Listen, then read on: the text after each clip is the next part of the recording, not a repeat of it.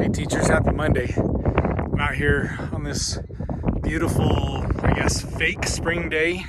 They keep telling me that there's another round of winter that's going to kind of fake us out before we get to the real spring. But in the meantime, I'm out here enjoying the sun and was thinking about a principle from Teaching in the Savior's Way that I thought maybe I'd just share some insights that I've gained.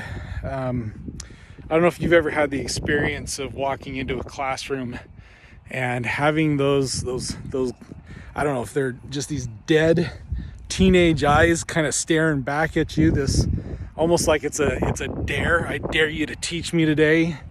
And how that can be, especially when you've prepared and you're just so excited for the things you've discovered in the scriptures. And then teenagers be teenagers, and it's a challenge to say the least. I remember very early in my career going into a class, and this was all on me. It wasn't, the kids were great, but I was not prepared. But one of my takeaways as I came home, my wife asked me how my day was. I looked at her and I said, I think I hate teenagers. I think I've become the get off my lawn guy, and I just can't, maybe I'm too old and I can't connect with these young people. And realizing that a lot of the issue was my preparations, and I wasn't, day two was much better. But I've had some classes where I've had some students that have been very, very hard to get along with. First day of class one year, as I was kind of saying goodbye to students and shaking their hands and trying to remember their names, this young man approached me and he looked at me and he said, "Just so you know, Brother Anderson, I'm only here because my mom makes me, and I don't believe anything that you tell me is true," which I thought was a very bold way to kind of introduce himself. But I had this moment of decision at that point, and the first thing I said to him, I said, "Well, okay, thank you for telling me that. Can we at least be friends? Is that okay? Like, can we be friendly to each other?" And he's like, "Yeah, I think we can do that." So this is kind of where we got started, and I've had a couple of those situations.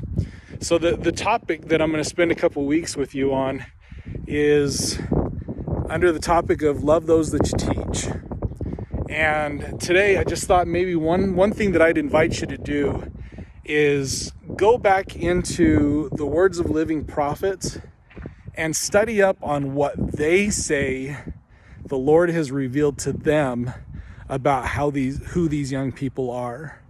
What makes them special as one that has grown up in this environment or in a world where I've heard prophets telling me that my generation was a marked generation, a choice generation, a set aside or a set apart generation for these last days. Well, it's even more correct now than it was 30 years ago when I was in high school. So it's important for us to look at what the Lord has said through his prophets about who these young people are. Because if we can get a correct vision of who they are, it becomes infinitely easier to love them, to see them the way the Lord does, and to try to teach them in a way that will be relevant to them. The talk that I would most encourage you to study, it's actually not a talk from General Conference, but it was a worldwide devotional to young adults. President Nelson in May of 2022 called Choices for Eternity. It's found in our Gospel Library app, and it's also something that you can Google search. But the one thing that I remember him saying as a reminder of who these young people are is 3 identifiers. The first is a child of God.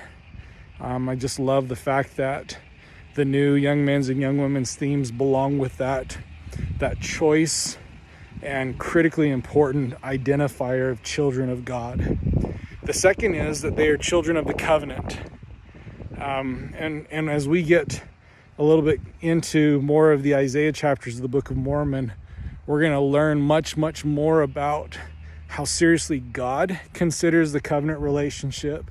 And being a child of the covenant is not a guarantee factor of their progress and their growth spiritually. But what I've come to learn is that God is very careful to enter into relationships with his children, especially those that make covenants, that even if they start to stray, He's going to be a help to them. He's always going to be by their side. And then the third identifier is that a lot of these kids, most of these kids, are devoted disciples of Jesus Christ, members of his restored church. And with that comes a lot of a need to understand how they're having to defend that title, that identifier, the choices that they're making to keep the commandments. So my invitation to you this week is study what prophets have said about these youth. It'll change the way you see them. It'll help you to approach lessons in a way that will be more meaningful.